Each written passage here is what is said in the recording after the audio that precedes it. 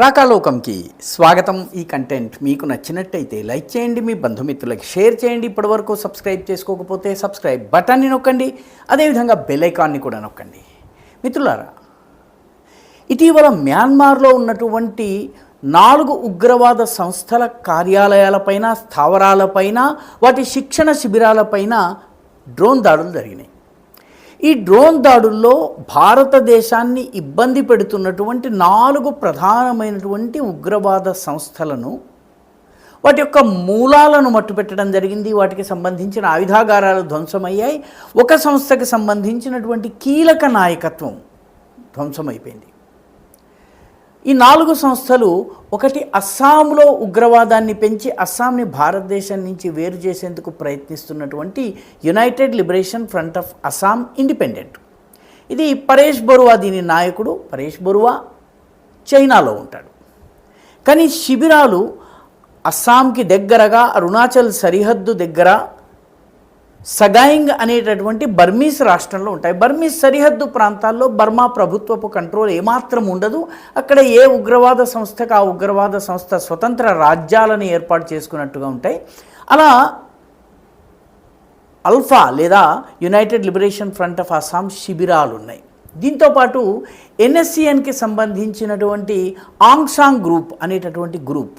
ఈ ఆంగ్ సాంగ్ అనేది బర్మీస్ నాగాల నాయకత్వంలో ఉన్నటువంటి national socialist council of Nagaland. వీళ్ళ నినాదము నాగాల్యాండ్ ఫర్ క్రైస్ట్.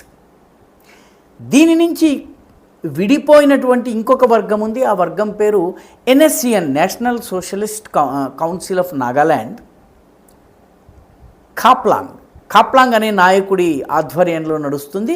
ఒకటి ఖాప్లాంగ్ వర్గం, ఒకటి ఆంగ్ సాంగ్ వర్గం. ఈ రెండు కూడాను నాగాల్యాండ్ని టార్గెట్ చేస్తూ మణిపూర్ ఉత్తర భాగం నుంచి అరుణాచల్ దక్షిణ భాగం దాకా మధ్యలో ఉన్నటువంటి మొత్తం నాగాల్యాండ్ని వీళ్ళు తమ అధీనంలో ఉంచుకోవాలని ప్రయత్నిస్తూ ఉంటారు. 4వ ఉగ్రవాద సంస్థ మణిపూర్కి చెందినటువంటి పీపుల్స్ లిబరేషన్ ఆర్మీ. ఇది మణిపురీ ప్రజలలో, మైతేయి ప్రజలలో పనిచేసేటటువంటి ఉగ్రవాద సంస్థ.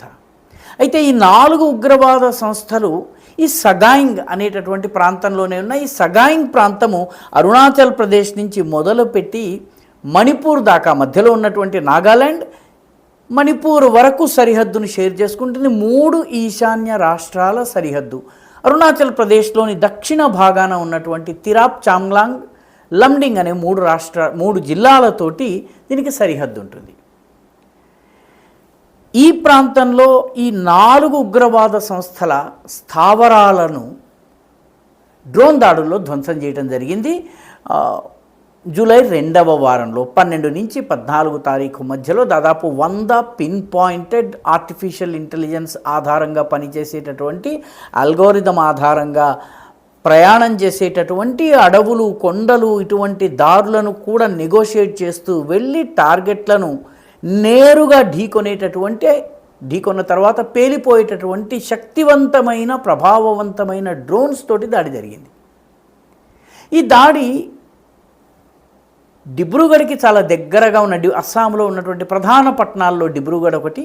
ఈ డిబ్రూగఢ్ పట్టణానికి చాలా దగ్గరగా ఉన్నటువంటి చబువా ఎయిర్ బేస్ నుంచి జరిగాయి అని చెప్పి కథనాలు చెప్తున్నాయి. అయితే భారతదేశం ఈ దాడి మేము చేయలేదు అని చెప్తోంది. అఫీషియల్గా ఈ దాడిని భారతదేశం కన్ఫర్మ్ చేయటం లేదు. ఇండియన్ మిలిటరీ కన్ఫర్మ్ చేయటం లేదు, భారతదేశం కన్ఫర్మ్ చేయటం లేదు. కానీ దాడి జరిగింది. 4 ఉగ్రవాద సంస్థలు భారత్లో ఆపరేట్ చేస్తాయి. భారత్లో ఆపరేట్ చేసే ఈ 4 ఉగ్రవాద సంస్థల మీద దాడి చేస్తే United liberation front of Assam యొక్క డిప్యూటీ కమాండర్ ఇన్ చీఫ్, ఒక బ్రిగేడియరు, ఒక కల్నల్తో సహా, అంటే వాళ్ళ ఆ హోదాలో ఉన్నటువంటి ఇంపార్టెంట్ నాయకులతో సహా చాలామంది చనిపోయారు. ఆయుధాగారాలు ధ్వంసమైపోయినాయి. ఈ ఉగ్రవాద సంస్థలు మళ్ళీ పుంజుకుని కార్యకలాపాలు చేపట్టడానికి కనీసము 1 సంవత్సరం పడుతుంది. అయితే ఈ సమయంలో ఈ దాడులు ఎందుకు జరిగాయి అన్నది చాలామందికి అర్థం కానటువంటి విషయము. దాడి చేసిన తరువాత కూడా భారతదేశం అఫీషియల్గా ఈ దాడులు మా సైన్యం చేసిందని ఎందుకు చెప్పడం లేదు? భారతదేశపు విమానాలు వెళ్ళలేదు, భారతదేశపు సైన్యము ఫుట్ ఆన్ ద గ్రౌండ్, విదేశీ గడ్డ మీద పాదం మోపలేదు. కాబట్టి ఇది పూర్తిగా డ్రోన్ సంచాలిత ఆపరేషన్. వీటిపైన దాడులు జరిగినాయి.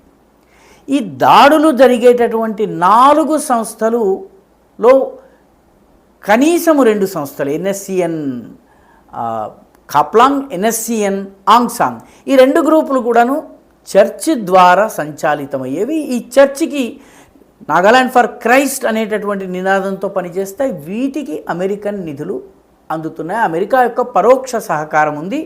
ఇవి అదేవిధంగా అల్ఫాకి కూడా ఎంతో కొంత అమెరికా సహకారం ఉందని భావిస్తున్నారు. అదేవిధంగా పిఎల్ఏలో కూడాను పాతకాలం నుంచి అమెరికన్ చర్చ్ సహకారం ఉందన్నటువంటి ఇంటెలిజెన్స్ రిపోర్ట్లు చాలా కాలం నుంచి 1970s, 80sలో కూడా వస్తూ ఉండేవి. అయితే ఇటీవలి కాలంలో వీటన్నిటితోటి చైనా సంబంధాలు పెంచుకుంది.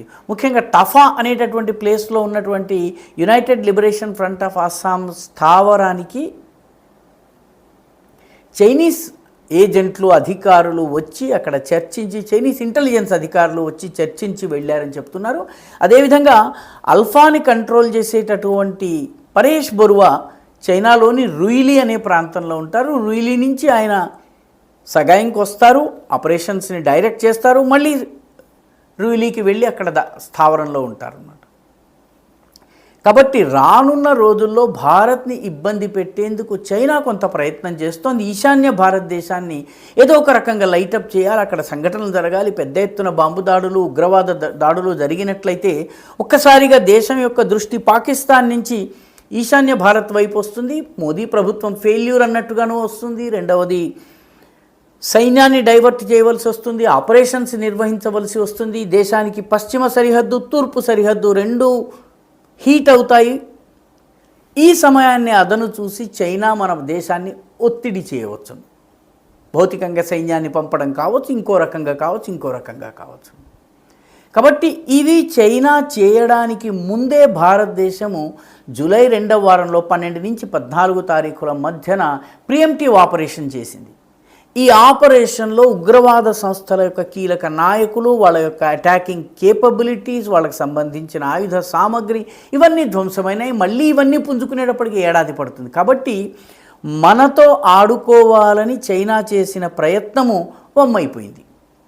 అదేవిధంగా ఈ ప్రాంతంలో ఒక క్రైస్తవ రాజ్యాన్ని సృష్టించాలన్నటువంటి అమెరికన్ డీప్ స్టేట్ ప్రయత్నాలకు కూడాను అల్ఫా కావచ్చు, ఎన్ఎస్సిఎన్ కావచ్చును, అదేవిధంగా మిగతా ఆ బర్మాలో ఉన్నటువంటి కచిన్, కరేన్, షాన్ ఇటువంటి వివిధ ఉగ్రవాద సంస్థల్లో కూడాను చర్చి ప్రాబల్యం చాలా ఎక్కువగా ఉంటుంది. కాబట్టి వీళ్ళందరినీ ఉపయోగించి ఈశాన్య ప్రాంతంలో బర్మాలోంచి కొంత భాగము, బంగ్లాదేశ్లోంచి కొంత భాగము, భారత్ నుంచి కొంత భాగం తీసుకుని ఒక క్రిస్టియన్ స్టేట్ని సృష్టించాలన్నటువంటి ప్లాన్ వేయటం జరిగింది. దానిని కూడా ఈ దాడులు భగ్నం చేసినాయి. కాబట్టి మయన్మార్లో జరిగినటువంటి దాడులు చేసిన వారు చేశామని చెప్పడం లేదు, తగిలిన వారు తగిలాయని చెప్పడం లేదు. చైనాకి తగిలింది, చైనా దాని గురించి మాట్లాడదు. అమెరికాకి తగిలింది, అమెరికా దాని గురించి మాట్లాడదు. ఇది జరిగింది బర్మాలో. బర్మా నుంచి ఇప్పటి వరకు ఏ ప్రకటన రాలేదు. పిఎల్ఏ కానీ ఎన్ఎస్సిఎన్ కూడా ఇవి కూడా ప్రకటన వెలువరచలేదు. కేవలం ఒక్క అల్ఫా మాత్రమే తన మీద దాడి జరిగినటువంటి విషయాన్ని అంగీకరించింది.